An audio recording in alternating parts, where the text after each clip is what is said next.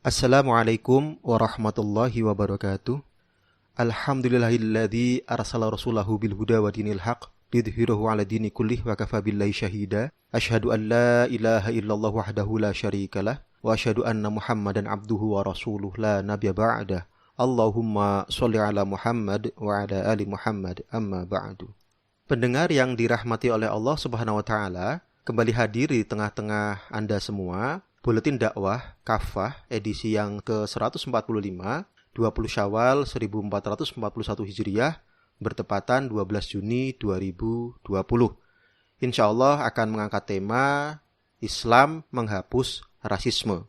Mudah-mudahan pendengar semua senantiasa dalam lindungan Allah, senantiasa dalam keberkahan dari Allah Subhanahu wa taala. Bismillahirrahmanirrahim. Amerika Serikat memanas. Di tengah pandemi COVID-19 yang merepotkan Amerika, terjadi demonstrasi di lebih dari 75 kota di Amerika, melibatkan puluhan ribu pengunjuk rasa. Bentrokan antara polisi dan pengunjuk rasa pun tak terelakkan. Polisi menembakkan gas air mata. Sebaliknya, pengunjuk rasa melemparkan batu sekaligus menggambar berbagai grafiti di mobil polisi. Kerusuhan ini dipicu oleh kematian seorang pria berkulit hitam bernama George Floyd, usia 46 tahun, pada tanggal 25 Mei 2020 di Minneapolis, Minnesota. Beredar video yang menunjukkan George Floyd ditekan keras dengan lutut oleh seorang polisi berkulit putih. Bahkan saat George Floyd mengeluh dan memohon bahwa dirinya tidak bisa bernafas, polisi tetap terus menekan leher George Floyd. Kejadian itu mengingatkan memori kasus Eric Garner.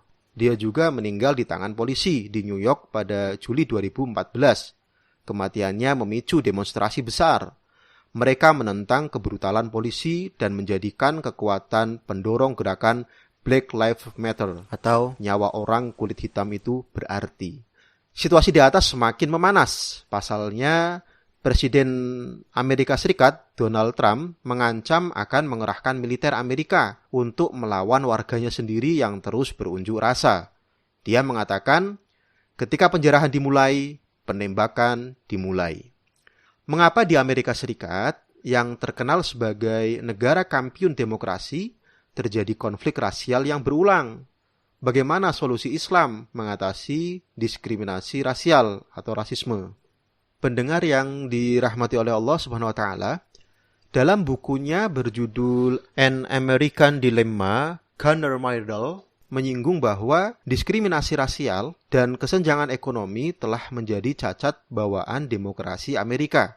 Diskriminasi rasial tak bisa dilepaskan dari mulai masuknya orang-orang Eropa ke benua Amerika dan berdirinya negara Amerika Serikat. Mereka berkulit putih. Mereka mengklaim sebagai ras superior. Mereka lalu melakukan berbagai aksi kekejaman terhadap penduduk asli Amerika. Berdirinya negara Amerika telah meningkatkan diskriminasi rasial secara legal. Amerika memperluas perbudakan atas ribuan orang kulit hitam Afrika. Mereka didatangkan ke Amerika untuk dipekerjakan secara paksa pada ladang dan tambang baru.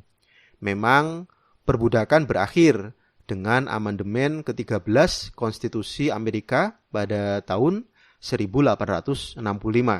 Namun, rasisme tidak hilang dari masyarakat Amerika. Lalu dibuatlah Undang-Undang Hak Sipil tahun 1964. Itu pun karena desakan gerakan perjuangan warga kulit hitam Amerika yang menuntut hak-hak sipil mereka. Namun, secara praktis, diskriminasi terhadap warga kulit hitam di tengah masyarakat Amerika terus berlangsung. Bahkan, tokoh gerakan kulit hitam, yaitu Malcolm X dan Dr. Martin Luther King, menjadi korban pembunuhan. Warga kulit hitam sering dicap sebagai pelaku kejahatan dan mengalami perlakuan sadis oleh polisi.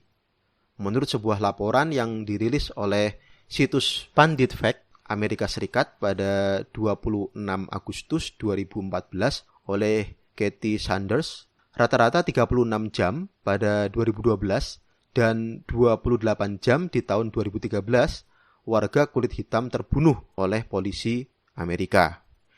Banyak orang kulit hitam terus hidup dalam kemiskinan dan marginalisasi. Menurut laporan Josh Well dari tahun 1974 hingga 2018, pendapatan rata-rata orang kulit hitam pada tahun-tahun tersebut masih termasuk yang terendah di Amerika. Menurut laporan yang sama, pendapatan rata-rata orang Amerika adalah sekitar $26.000 per tahun.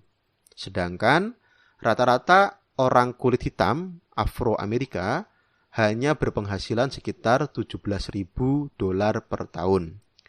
Kondisi politik, ekonomi, dan pengadilan yang tidak adil di Amerika selama beberapa dekade terakhir telah menyebabkan sedikitnya 50% anak-anak kulit hitam hidup dalam kemiskinan.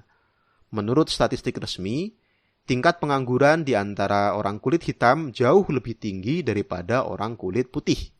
Pendapatan yang diperoleh orang kulit hitam jauh lebih rendah, bahkan dalam beberapa kasus separuh dari kulit putih. Dari berbagai keterangan di atas, tampak jelas bahwa diskriminasi rasial dan kesenjangan ekonomi berjalan secara sistemik, telah berlangsung berabad-abad dan menghasilkan persoalan yang tak berkesudahan. Demokrasi di Amerika yang menghasilkan kebebasan dalam memiliki akhirnya melahirkan sistem kapitalisme. Kapitalisme telah melahirkan ketimpangan ekonomi dan sosial yang menimpa banyak warga kulit hitam. Akhirnya, sampai kapanpun, konflik rasial di Amerika tak akan pernah hilang. Saat ini pemicunya adalah kematian George Floyd dan viralnya perlakuan sadis polisi. Pada masa depan, kasus-kasus serupa lainnya juga dapat kembali memicu ledakan konflik rasial yang bisa lebih parah. Seperti api dalam sekam, dapat terbakar kapan saja. Inilah alasan kuat bahwa demokrasi sering menumbuh suburkan diskriminasi, termasuk diskriminasi rasial atau rasisme. Pendengar yang dirahmati oleh Allah, Islam adalah agama yang mulia. Islam memposisikan keberagaman bahasa dan warna kulit sebagai fitrah alami manusia. Keragaman sekaligus membuktikan kekuasaan Allah Subhanahu wa taala. Sebagaimana dalam firman-Nya Quran surat Ar-Rum ayat 22, A'udzubillahi minasyaitonirrajim. Bismillahirrahmanirrahim. Wa min ayatihi khalaqus samawati wal ard wa ikhtilafu alsinatikum wa alwanikum. Inna fi dzalika laayatil lil alimin. Di antara tanda-tanda kekuasaannya ialah Dia menciptakan langit dan bumi serta ragam bahasa dan warna kulit kalian. Sungguh pada yang demikian benar-benar terdapat tanda-tanda bagi orang-orang yang mengetahui. Menurut Imam As-Suyuti, segala ciptaannya ini sebagai petunjuk bagi orang yang mempunyai akal dan ilmu. Islam juga memandang keberagaman suku bangsa sebagai sarana untuk saling mengenal. Dalam surat Al-Hujurat ayat 13, A'udzubillahi minasyaitonirrajim. Bismillahirrahmanirrahim. Ya ayyuhan nasu inna khalaqnakum min dzakari wa untha wa ja'alnakum syu'uban wa qabaila lita'arafu. In akramakum 'indallahi atqakum. Innallaha 'alimun khabir. Hai manusia, sungguh kami telah menciptakan kalian dari laki-laki dan perempuan. Kemudian kami menjadikan kalian berbangsa-bangsa dan bersuku-suku agar kalian saling mengenal. Sungguh, yang paling mulia di antara kalian adalah yang paling bertakwa. Sungguh Allah Maha Tahu lagi Maha Teliti. Rasulullah SAW dalam berbagai sabdanya mempertegas bahwa kemuliaan seseorang bukan ditentukan oleh warna kulit maupun suku bangsa, tetapi ditentukan oleh ketakwaannya kepada Allah Subhanahu wa taala. Pesan Rasulullah SAW saat Haji Wada menarik untuk diperhatikan. Beliau menyampaikan pesannya saat tiba di Namirah, sebuah desa sebelah timur Arafah. Di depan ribuan jamaah haji, beliau antara lain bersabda, "Sungguh ayahmu satu, semua kalian berasal dari Adam. Adam diciptakan dari tanah. Tiada kelebihan orang Arab atas non-Arab. Tiada kelebihan non-Arab atas orang Arab kecuali karena ketakwaan. Tiada pula kelebihan orang putih atas orang hitam. Tiada kelebihan orang hitam atas orang putih, kecuali karena ketakwaan. Bahkan Rasulullah Shallallahu Alaihi Wasallam pernah sangat marah kepada sahabat Abu Dzar Al-Ghifari radhiyallahu an saat berselisih dengan sahabat Bilal radhiyallahu an. Pasalnya Abu Dzar radhiyallahu an memanggil Bilal dengan sebutan Ya Ibna As-Sauda, hai anak seorang perempuan hitam. Rasulullah dengan tegas mengatakan kepada Abu Dzar, Abu Dzar, kamu telah menghina dia dengan merendahkan ibunya. Di dalam dirimu terdapat sifat jahiliyah. Silakan bisa dilihat di Al-Baihaqi, Kitab Syu'ab Al-Iman, jilid 7, halaman 130. Teguran keras Rasulullah Shallallahu Alaihi Wasallam ini merupakan pukulan berat bagi Abu Dzar. Abu Dzar sampai meminta Bilal untuk menginjak kepalanya sebagai penebus kesalahannya dan sifat jahiliyahnya. Dalam riwayat lain, Nabi pernah bersabda kepada Abu Dzar, Ungzur fa innaka laisa bi khairim min ahmara wala aswad illa an tafdhulahu bitaqwa. Lihatlah, engkau tidaklah akan lebih baik dari orang yang berkulit merah atau berkulit hitam, sampai engkau mengungguli mereka dengan takwa. Hadis riwayat Ahmad. Dalam perjalanan sejarah, Islam saat diterapkan dalam sistem khilafah, terbukti berhasil menyatukan manusia dari berbagai ras, warna kulit, dan suku bangsa. Hampir 2/3 dunia selama lebih dari 10 abad. Hal ini tak mampu dilakukan oleh ideologi lain. Wilayah-wilayah yang dibebaskan oleh khilafah Islam diperlakukan secara adil. Mereka tidak dieksploitasi seperti yang dilakukan oleh negara-negara imperialis pengemban peradaban demokrasi kapitalisme. Dakwah Islam oleh khilafah dilakukan tanpa memaksa non-muslim untuk memeluk Islam. Islam hadir untuk memberikan rahmat untuk alam semesta, bukan hanya manusia. Islam mampu menyatukan umat manusia dari berbagai ras, warna kulit, suku bangsa maupun latar belakang agama menjadi sebuah masyarakat yang khas. Semua itu terwujud dalam suatu naungan sistem khilafah Islam.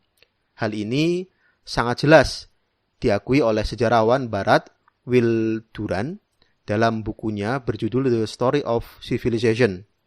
Islam telah menguasai hati ratusan bangsa di negeri-negeri yang terbentang, mulai dari Cina, Indonesia, India hingga Persia, Syam, Jazirah Arab, Mesir, bahkan hingga Maroko dan Spanyol.